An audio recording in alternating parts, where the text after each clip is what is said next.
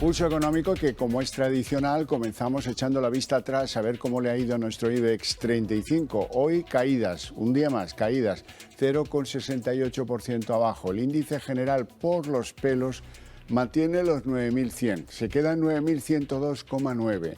Entre las acciones que han tenido, a pesar de todo, un comportamiento positivo, destaca IAG, que hoy recupera 4,09, Iberdrola 1,24 arriba y Enagas 0,98 arriba. En el lado de las bajas, pues hoy destaca y bastante la de Repsol. Repsol es la que más pierde en el día de hoy, 4,06, Telnex 2,91 abajo y Fluidra se deja hoy en la sesión 2,45.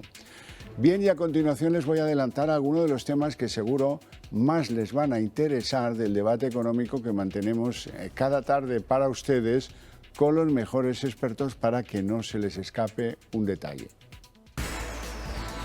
En nuestra mesa de análisis, pues hoy tenemos previsto hablar de algo, uno de esos temas de fondo que a la gente que le interesa la bolsa le va a gustar.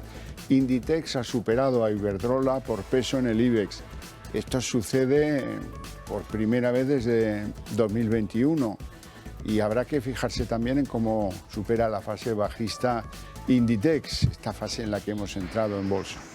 Y también hablaremos a fondo, espero yo que a fondo, de lo que está pasando, las tensiones que está generando la deuda. Por un lado tenemos que el bono alemán está ya al 3% por primera vez desde hace una década y por otro lado tenemos que el bono americano a 30 años, eso sí, también está retrepando y está en el 5% de rentabilidad por primera vez desde 2007. O sea que novedades tenemos en el lado de las tensiones que genera la deuda. Les presento ya a nuestros invitados a continuación. Don Antonio Banda, CEO de Phil Capital. Muy buenas tardes. Hola, buenas tardes. ¿Todo bien? Sí, sí, todo tranquilo. Me alegra. Y don Joaquín Robles, analista de XTB. ¿Todo bien, Joaquín? Todo bien, muchas gracias. Me alegro mucho. Bueno, vamos a echarle un vistazo al IBEX. Como les decía, de casualidad, por los pelos, mantenemos los 9.100 y esto parece que va a varios días de fase bajista. Al menos eso es lo que dicen el consenso de los estudiosos del mercado. Sí, la verdad que ha aumentado el nerviosismo durante las últimas sesiones, ya lo había hecho durante las últimas semanas, sobre todo después de las últimas reuniones de los bancos centrales, cuando dijeron eso de que los tipos iban a estar altos más tiempo de lo que se esperaba, porque la inflación estaba siendo muy pegajosa, que está todavía lejos del objetivo y le está costando bajar, y eso los inversores pues lo han empezado a interpretar como una posibilidad de que la economía pueda desacelerar de una manera más rápida, ¿no?, de cara a este primer tramo del año. Pero yo creo que también hay que poner en contexto este tipo de caídas. El IBEX venía acumulando una subida del 16%, ahora es verdad que recoge un 3-4%. Yo creo que no hay razones para el alarmismo por ahora, porque todo esto de lo que estamos hablando ya estaba en el mercado desde hace meses. Bueno, hemos visto cómo se caían generalizadamente los soportes, Banda, y cuál es el nivel clave sobre el que podemos pisar firme en el mercado. Hombre, yo creo que todos tienen mucha preocupación por los 9.000, ¿no? Y ese es un punto en el que el inversor ¿no? empieza a pensar que esto, como siempre, ¿no? Que a ver, que ya empieza a hablar de cuándo toca fondo, a lo mejor pensando también en la oportunidad de compra. O sea, ya se ha abandonado la idea de que esto va a subir y que va a caer y vemos que van todos hacia el lado contrario. Realmente el mercado, en lo que llevamos de año, se puede decir que efectivamente el español está muy positivo, está de los que más destaca. Hay una causa clave que nos ha pasado esta semana, que es que el Dow Jones ya se ha puesto en negativo en el año. Y eso sí que marca una referencia para los inversores americanos, ¿no? Pensando que el año ya estaba hecho, que ha llegado a tener una subida del 16% y la ha perdido en 3 meses, ¿no? Entonces vuelve a haber dudas, sobre todo por algo que habíamos hablado todos durante mucho tiempo, que es la situación de los tipos de interés y de la curva de tipos, y que ahora parece que le sorprende al mercado, cuando la expectativa desde luego era de subidas, con la intervención de la Reserva Federal y el contagio que tiene eso en toda la extensión de los distintos plazos de la curva. Entonces, bueno, que a estas alturas te sorprenda, pues bueno, puede ser, pero desde luego que la gente no haya tomado medidas previas difícilmente es entendible. A veces da la sensación de que los mercados juegan a hacerse trampas al solitario y que quieren ignorar, despreciar toda la estadística y todo el trabajo documental de lo que parece pues bastante lógico, ¿no? Y al final pues eso termina siempre mal. termina con acomodarse a lo que es infalible, los datos. Sí, sobre todo que nadie se cree lo que me está pasando, ¿no? O sea, que al final dices, hombre, es que los tipos a 10 años del bono americano que estén al 4,8, pues bueno, es un nivel que realmente refleja a dónde van a ir los americanos dentro de 10 años, ¿no? Que eso sí que te está metiendo cierto nivel de recuperación económica, porque lo que espera todo el mundo es que cuando hay pendiente en la curva en los plazos, lo que indica es que va a haber recuperación, pero también indica muy claramente que hay una preocupación que parecía que abandonada, la inflación, que vuelve a parecer preocupante. Es decir, ¿qué es lo que ocurre? Que habíamos hablado de una inflación que parecía que era temporal y que luego se iba a relajar, cuando no ha sido así. Es decir, ha empezado a tomar ciertos niveles de relajación, pero no está situada en un momento en el que digamos, oye, la Reserva Federal, el próximo movimiento que va a hacer va a ser reducir o bajar tipos. No estamos ahí de ninguna manera. Bueno, vamos con la tensión en la renta fija. El interés del bono alemán alcanza el 3% por primera vez en 10 años y si vamos al bono americano, yo prefiero elegir el bono a 30 años porque ya está en el 5% y eso no pasa desde 2007. Sí, es lo que hablábamos antes, un cambio de perspectivas. Durante este primer tramo del año hemos estado tratando de buscar ese pico en las subidas de tipos, e incluso muchos inversores especulando cuándo se produciría la primera rebaja de tipos, que a principio de año se hablaba incluso de que podía ser a finales de este año, pero a medida que ha ido avanzando el año, la inflación ha ido desacelerando, no al ritmo que ha querido la Reserva Federal o el resto de bancos centrales, y lo que ha provocado es pues que se vuelva a abrir la puerta a nuevos aumentos. Primero un discurso de los tipos van a estar altos el tiempo que sea necesario hasta que la demanda se frene, porque al final el objetivo que tiene ahora mismo el Banco Central Europeo o la Reserva Federal, que uno tiene los tipos al 4,5% y el otro al 5,5%, es frenar la demanda. Como tiene miedo de subir los tipos más y que haya una contracción abrupta, dice, los mantengo, así poco a poco se va empeorando el empleo, se va empeorando la inversión, se va empeorando el consumo y la inflación me va llegando al objetivo. ¿Cuánto tiempo va a durar esto? ¿Cuánto tiempo vamos a tardar en llegar a este objetivo? Es lo que no se sabe y de ahí un poco este nerviosismo. Y esa posibilidad de que pueda haber nuevos incrementos se está trasladando al mercado de renta fija. Muchos inversores lo que han hecho estas semanas es vendo mis bonos porque van a seguir subiendo las rentabilidades y prefiero recomprarlos más adelante a un interés más alto. Don Antonio Banda. Sí, es algo que está claro y que la gente, bueno, los que estamos en el mercado sabemos, que es al final, ante subidas de tipo de interés, bajada del precio. Eso es directo. ¿Qué ocurre? Que cuando no controlas eso, sigues pensando, y le pasa a muchos inversores finales españoles, que piensan que subir los tipos de interés es rentable para ellos porque tienen mayor rentabilidad.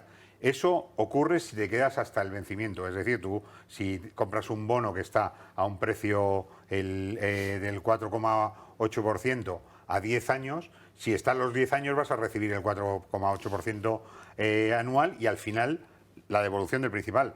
Pero si estás invertido de forma especulativa, es decir, vas a querer comprar y vender, vas a tener un movimiento de mercado que en el momento que el tipo a 10 años o el 30 al 5 se vaya del 5 al 5,5, resulta que vas a perder prácticamente un 4% en tu cartera. Entonces, todo eso que tiene que estar en manos de gestores profesionales, la parte de la gestión, es muy difícil que el público final lo entiende, ¿no? Entonces, ahí estamos en un momento en que los inversores están perdidos y que necesitan apoyo de aquellos que le dan el asesoramiento financiero para saber dónde tienen que estar, ¿no? No tiene sentido estar en una cartera de bonos cuando las expectativas siguen siendo que los tipos suban, ¿no?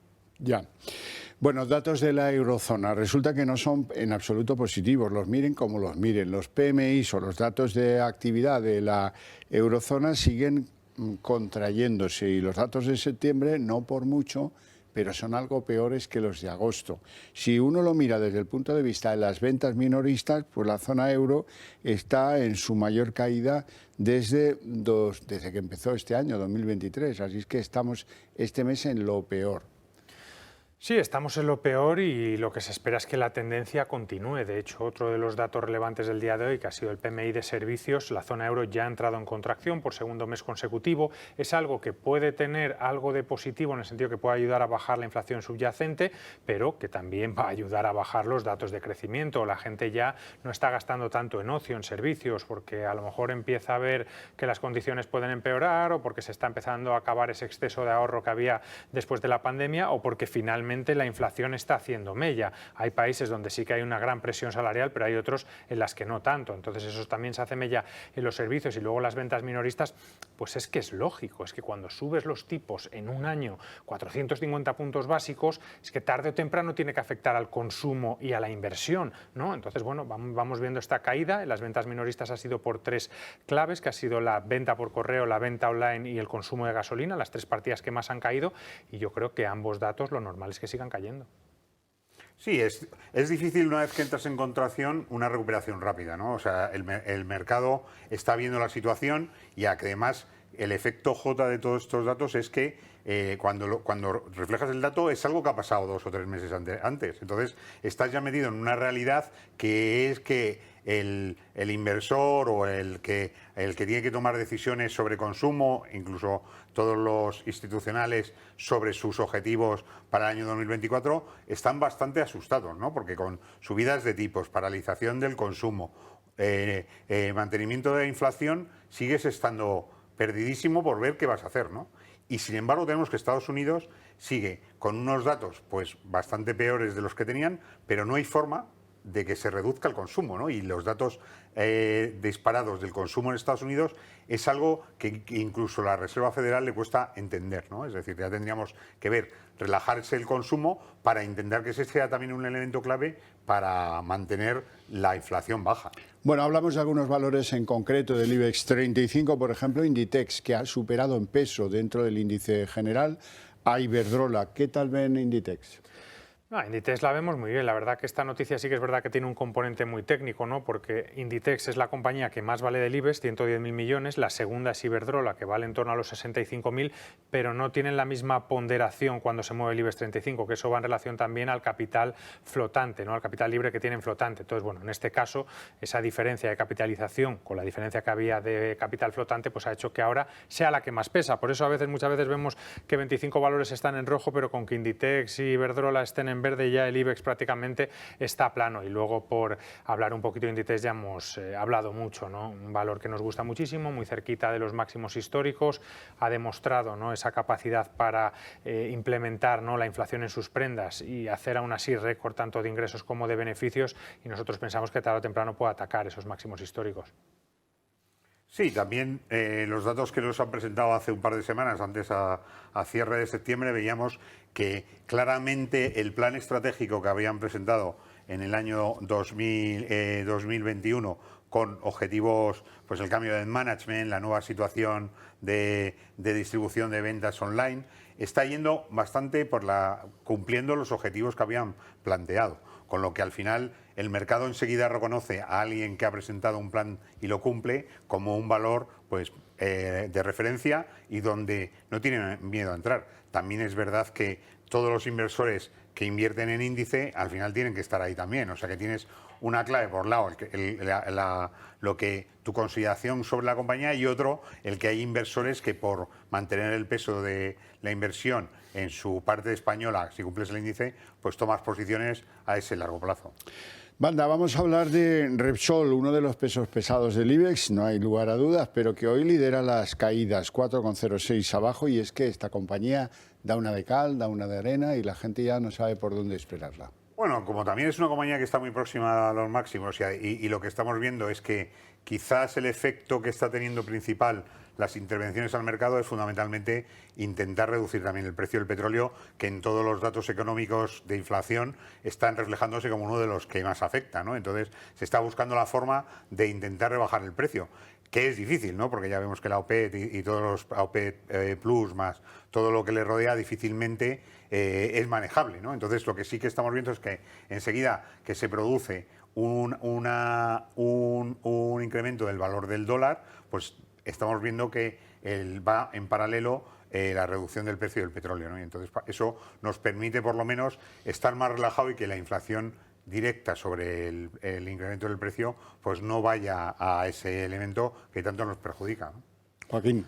Sí, también es una compañía muy correlacionada con los precios del petróleo. Hoy caía el barril de Brent cerca de un 4%, Repsol cae un 4%. Al final es verdad que este tipo de compañías, si el petróleo se mantiene alto, pues va a tener un mayor margen de beneficios, que es lo que habían descontado quizá los inversores durante las últimas semanas. Se hablaba de un barril de Brent en $100 de cara a final de año, un último trimestre con unos precios así, obviamente incrementa tu margen de beneficio en un momento en el que los inversores ya habían descontado una estabilización del petróleo a unos precios inferiores. Yo creo que Repsol lo está haciendo muy bien, ha aprovechado estos últimos año y medio de precios altos para acelerar su plan estratégico de ir hacia energías más renovables o no tener tanta dependencia del petróleo, y luego también a reducir la deuda, que hay que recordar que este tipo de empresas también perdieron mucho durante la pandemia cuando el barril de Brent estaba a 18. Aún así, a este nivel de precios me sigue pareciendo elevado, ¿no? Yo creo que un ataque a máximos es buen momento para deshacer posiciones, y para entrar yo esperaría cotas de 12,5, que las hemos visto este año. Bueno, por reflexionar juntos a propósito de los precios energéticos, la caída del petróleo en el día de hoy está en $90 aprox, y la caída del gas, que lleva 2 meses en caída. No lo notamos en los recibos, pero supongo yo que algún día lo empezaremos a notar. La cuestión es que las expectativas empiezan a ser un poco más favorables en el tramo final de año. Claro, en el caso del gas, yo creo que lo que se han encontrado los inversores es que no esperaban este repunte de las temperaturas. Al final se está retrasando ese inicio de prender la calefacción, y eso se nota también en los precios del gas. Además, no tienes ese miedo que tenías el año pasado con el tema de las reservas. A nivel europeo están alrededor del 96%, por lo que en cuanto empecemos a necesitar gas va a haber inventarios de sobra. Y luego en el tema del petróleo se ha hablado mucho, ¿no? De hecho, hemos estado las últimas semanas hablando de la posibilidad de los $100 por barril. ¿Por qué? Porque se estaba restringiendo la oferta. La OPEP y sus socios, ¿no?, sobre todo Arabia Saudí y Rusia, pues era un déficit de cerca de 3 millones. Claro, el problema es que reduces la oferta y no tienes cómo compensarla, porque no hay otro productor que pueda producir más. Entonces ya te tienes que ir, para que bajen los precios, a la demanda, y es lo que ha pasado. De repente volvemos otra vez con el run de puede que los tipos estén alto mucho tiempo, puede que sigan subiendo, eso puede generar una mayor desaceleración, una mayor contracción, un menor consumo, una menor demanda de petróleo, y es lo que ha tumbado los precios durante las últimas sesiones. Ahora a ver qué pasa. Puede que se vuelva a relajar el tema de la demanda y volvamos a un nivel de $90, o también podríamos ver a la OPEP agresiva, ¿no?, que lo ha sido mucho durante este año. Banda. Sí, yo creo que la situación en particular que tenemos desde el final del verano es que claramente en todo el hemisferio norte hay unas temperaturas muy superiores a las que tendríamos que tener, y eso ha marcado sobre todo que no empecemos a consumir, ¿no? Y eso al gas va directo, al petróleo le afecta de lateral, pero sí que es verdad que no se pone en primer plano los precios de las materias primas, ¿no? Estamos hablando de otras cosas. ¿Qué ocurre? Que disparar el precio de los petróleos cuando se incremente del petróleo o del gas, cuando se incremente el consumo, yo creo que va a ser difícil, ¿no? O sea, que tampoco, por mucho que queramos pensar que la OPEP va a tener mano, estamos viendo que las últimas veces que ha intervenido, ha intentado trasladar al mercado por qué lo está haciendo, el mercado se ha ido por otro lado, ¿no? Al final, por la situación de Rusia, que la tenemos ahí bastante oculta, y que también en Arabia Saudí pues tienen en lo suyo, ¿no? O sea, que están ahí funcionando por su lado, esperando a ver qué pasa y cómo y qué producción necesitan. Pero mientras tanto, yo creo que nos va a preocupar poco las materias primas. Bueno, vamos a ver, a quien ha perjudicado seriamente la racha bajista del mercado, eso sí, es a Telefónica. Bueno, Telefónica está todavía con el lío de sus nuevos socios, ¿no? O sea, que tenemos que ver qué les van a decir, cómo se sustancia eso. Hemos visto que se han reunido, pero no hemos tenido comunicaciones claras de si le van a poner más exigencias, si no se la van a poner, si eso da posibilidades a que otros fondos soberanos tomen posiciones en otras compañías también españolas, ¿no? Es bastante complicado, y eso yo creo que un gobierno en funciones, pues como este, difícilmente lo va a afrontar, ¿no? Estamos viendo que están pegando patadas para adelante sin cerrar ninguna cosa, porque primero tienen que ver muchas otras cosas que yo creo que les interesan más que el Fondo Soberano Saudí en Telefónica. Sí, hubo un impulso que llevó a las acciones de Telefónica a superar los 4 euros, desde entonces caen más de un 8%, y yo creo que los inversores, bueno, pues le vuelve a pesar la situación real de Telefónica, que a pesar de que es una empresa que es verdad que sigue creciendo, que va aumentando sus beneficios, sus ingresos, bueno, pues sigue muy penalizada por ese alto endeudamiento en un entorno de tipos altos y porque es una empresa de telecomunicaciones que no está rotando su negocio hacia algo más tecnológico, ¿no? Que es lo que está ahora mismo dando más dinero. Es verdad que hay que esperar a ese nuevo plan estratégico, me parece que es el 5 de noviembre, que quizás se espere que, bueno, que tenga a lo mejor una rotación hacia más infraestructura, de tema de ciberseguridad, de tema de almacenamiento en la nube y le pueda dar algún impulso más, pero bueno, desde luego que vuelve a los mínimos de septiembre. ¿Qué tal ven ustedes a BBVA, que parece que coloca su deuda como la más atractiva de toda la banca europea? Bueno, la verdad que es una buena noticia. Al final yo creo que los inversores aprovechan este buen estado de forma que tiene ahora mismo la banca española, la banca europea, con el aumento de margen de intereses, con el aumento de las comisiones. Esta noticia lo que hace referencia es a que todo su tipo de bonos está ofreciendo la mejor rentabilidad. Depende un poco, ¿no?, del riesgo y la orden de prelación a la hora de cobrar, ¿no? Algunos tienen más o menos riesgo, bueno, pues los de BBVA son los mejor calificados. Yo creo que es una buena noticia, pero es que estamos hablando de una entidad que ha ganado cerca de 4.000 millones, ¿no?, en el primer semestre y que de hecho ha dedicado la gran parte, ¿no?, de ese beneficio a incrementar el dividendo, a programas de recompra de acciones, porque tiene esa dificultad para crecer tanto orgánica como inorgánicamente. Así que bueno, buena noticia y es de esperar. Sí, yo creo que además siguen centrados el BBVA en dar buenas noticias a los accionistas para intentar recomponer el valor de su acción, ¿no? O sea, están haciendo un plan estratégico a largo plazo con la idea de que la compañía se revalorice, ¿no? Y noticias como la de la colocación de una emisión a un precio significativamente mayor que el resto de sus competidores, pues la pone en un sitio por encima. Pero yo creo que hay que estudiar bien qué va a pasar con el sector, qué va a pasar en particular con BBVA y que nos tiene que presentar un plan mucho más centrado en cuáles son sus fortalezas, dónde va a dirigir sus esfuerzos para incrementar el beneficio y de dónde va a venir ese beneficio, ¿no? Porque seguimos preocupados todos porque en cuanto empiecen a pagar los depósitos, si empieza una guerra de depósitos, esto se va a convertir en un daño muy importante para el balance y la cuenta de resultados de estas compañías, ¿sabes? Sobre todo las grandes compañías bancarias que hasta ahora no han dado ningún mensaje de que vayan a ser capaces, ¿no? El gobierno les dijo en marzo que tenían que pensar que a la vuelta del verano ya tenían que pagar, pero de ninguna manera hemos visto ni siquiera asomarse a eso.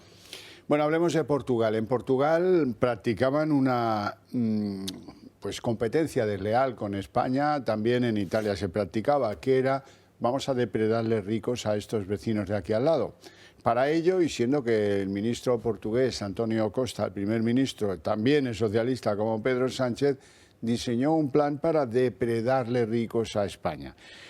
Pues sobre la base de ¿qué? Sobre la base de asegurarles que solo iban a pagar impuestos por lo que generasen en Portugal. Y de lo que traigas de tu patrimonio anterior nosotros no queremos saber nada. Bueno, eso tuvo bastante éxito y muchos españoles decidieron trasladar su residencia fiscal a Portugal, otros a Italia. En el caso de Portugal, lo que tengo yo que contarles es que el primer ministro portugués ha dicho que eso ahora ya no tiene sentido y que el año que viene van a decaer todas estas fórmulas. Ellos las llaman de injusticia fiscal, pero les han venido muy bien. ¿Cómo lo ves? Claro, es que tampoco lo que contaban es que para tú recibir estas exenciones necesitas tener la residencia la mitad del año. Y si tú tienes que residir la mitad del año en Portugal, pues tendrás que comprarte una casa. Y lo que ha pasado durante estos años es que los precios inmobiliarios de los núcleos urbanos de las principales ciudades o de algunas costeras se han disparado. Y ahora hay una alarma social. Pero es que esto también lo hemos visto en otros países, ¿no? Incluso con Irlanda, que hacía ese llamamiento a las grandes tecnológicas norteamericanas. Se han ido allí todas las sedes y dime ahora a qué profesor o conductor de autobús quiere trabajar en Dublín, porque es imposible. Hay pisos de una habitación por encima de los 2.000 euros al mes, ¿no? Entonces, bueno, es el problema. Tienes ese dinero rápido, pero a medio plazo pues también tienes estos efectos adversos. Anda. Bueno, yo creo que de todas formas Portugal echará los números, ¿sabes? Y verá a ver si tiene sentido quitarlo o no. Lo ha comentado en una reunión. Sí, lo quitan en el 1 de enero dice, pero que, o sea, que todavía tienen que legislar sobre eso. Y a lo mejor los que están viviendo allí siguen pudiendo. O sea, que igual no se lo abren a nuevos residentes, pero los que la tienen ya, difícilmente vas a poderles quitar esa ventaja. Entonces, hay que ver la ley, hay que ver las posibilidades y hay que ver lo que le interesa al gobierno portugués de que se vaya, para que se vayan todos esos que están teniendo residencia fiscal allí. Yo creo que desde luego tendremos que ver mucho sobre eso todavía para que se lleve a efecto. Bueno, último asunto que no nos va a dar tiempo a comentar. La subida importante de IAG, que hoy es la que más sube, 4,09, y que se debe pues, a que muchas analistas del mercado creen que ahí hay potencial y que bueno, pues han emitido informes favorables y así les va de bien. No tenemos tiempo para más, lo tenemos que dejar aquí. Mi agradecimiento a ustedes dos por su presencia en el programa y también por sus opiniones, lógicamente, a ustedes por su paciencia y por su interés desde donde nos vean, pero para ustedes tengo premio y es que a la vuelta de publicidad arranca aquí la redacción abierta con todo lo que trae la política, que gira siempre en torno a lo mismo, la amnistía, el referéndum y los acuerdos o no para formar gobierno.